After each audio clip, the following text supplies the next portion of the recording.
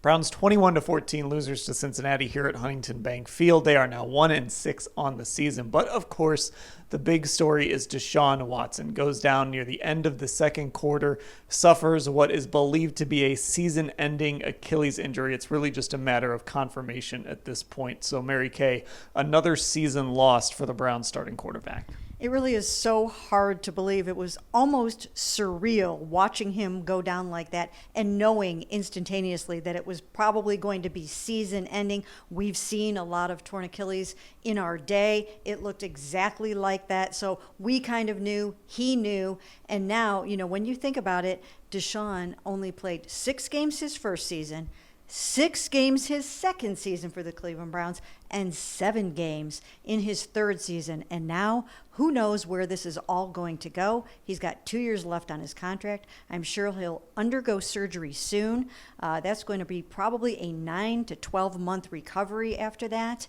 And this could go anywhere. I think they're probably going to have to be looking for another quarterback. Yeah, Ashley, I think that's the thing. So there is a sense of finality, I guess. Obviously, we don't have all the answers to what's next for Deshaun Watson and the Cleveland Browns. But again, based on what Mary Kay said, they're looking at a 9 to 12 month recovery, where this is a quarterback who relies very heavily on his ability to move around. This is going to hamper that as well. It's hard to see kind of how the other side of this is Deshaun Watson playing for the Cleveland Browns. Yeah, and I mean, even you look at other recent Achilles injuries throughout the league, like Aaron Rodgers comes to mind. Now, he's older than Deshaun Watson, but it's just the nature of the injury that guys have a hard time moving around and being as mobile as they were pre-injury. So that's certainly one thing, and I wrote in my immediate quick reaction column after the game, there's been a lot of angst this Browns season, but I think the team has always held firm that they believe it's a long-term plan with Deshaun Watson and all of those things. But I do think, as Mary Kay said, now when you have an injury like this,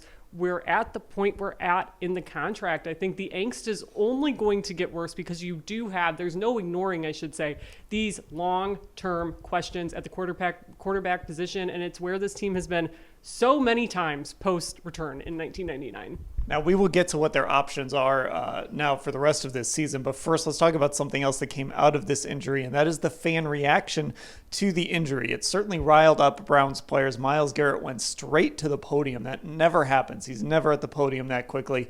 And he lectured the fans because when Deshaun went down, when he was being carted off, there were cheers as DTR came onto the field. And Mary Kay, it certainly rubbed a lot of these players the wrong way, the way fans reacted to Deshaun Watson going down. It really did. Myles called out the fans. Then Jameis Winston gave a soliloquy, basically, where he did the same thing. He was very emotional, almost came to tears, I thought, while he was speaking.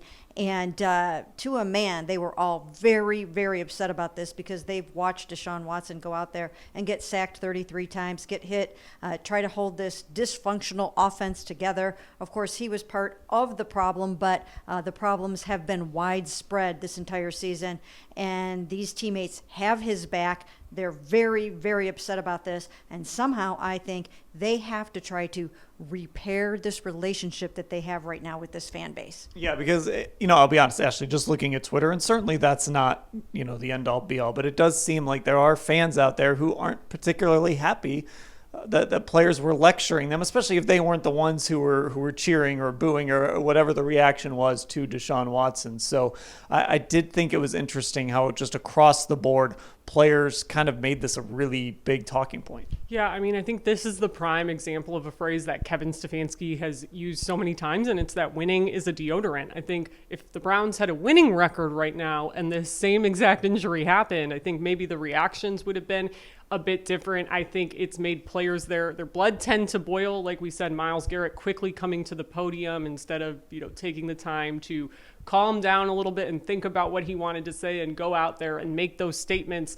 when he made them. I think the fact that you add a losing 1-6 record on top of it, plus all of the complicated feelings this fan base has had around Deshaun Watson for the last 3 years, I think it was only honestly a matter of time until something like this happened. Obviously, he got booed when the game started, right before they introduced Nick Chubb for the first time. And again, there were cheers, there were boos when this happened. At first, it seemed like the boos were maybe happening because he lost yardage on that draw play. And then some fans were very likely, I would guess, cheering because most people do cheer when a player gets up onto the cart and is taken away as kind of a show of good faith. But it's hard to know in this situation what exactly they were hearing down on the bench and what the motives of everybody in the stadium was. Okay, so now it's decision time for Kevin Stefanski and this coaching staff. Who's going to be the quarterback moving forward? Now, there might not be a decision because Dorian Thompson-Robinson, who was the surprise backup today, Jameis Winston was inactive. He was the emergency third quarterback, and they had to go to Jameis because Dorian Thompson-Robinson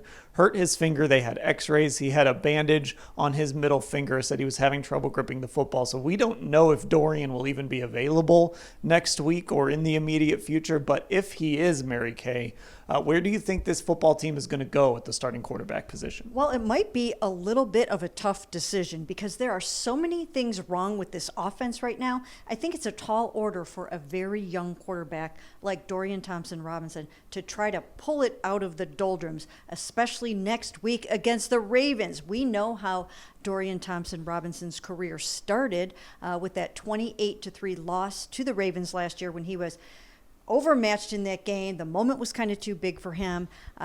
Jameis Winston might be the better option just because of all the experience that he has starting so many games. And now the Browns kind of have an out with this finger injury where they can just say, we're going to turn it over to Jameis. Yeah, and of course they have to balance. And by the way, you mentioned that Ravens game. Dorian said today, this is never a good sign, that today felt like a little bit of a flashback to that Ravens game. So that's how his game went today. But, you know, they do have to balance this idea of finding out about the future. But Ashley, you've got 10 games left in this football season, and you don't want a bunch of veterans sitting in that locker room saying, wait, why aren't we starting the guy that we think might give us the best chance? I do think that's going to be a big part of this. Like you said, though, Dan, on top of this injury that Dorian is now dealing with, I think that's very much going to be a part of this. And it is interesting because at 1-6, your season is, for all intents and purposes, as far as your playoff hopes go, very likely over. It would take not even a minor miracle, a big miracle at this point to salvage their season in that regard. But again, you have a lot of guys who are making a lot of money on this team, veterans who came into this season expecting not just to win, but to make a Super Bowl run. So it is going to be a delicate balance here over the next 10 weeks when, you know, hey, there's nothing really to play for beyond early January at this point. Okay, nothing sums up this football game better than the fact that we're doing a game recap, and we didn't really talk much about the game. Browns will be dealing with the fallout from this Deshaun Watson injury for a long time, and we will cover it all at cleveland.com/Browns.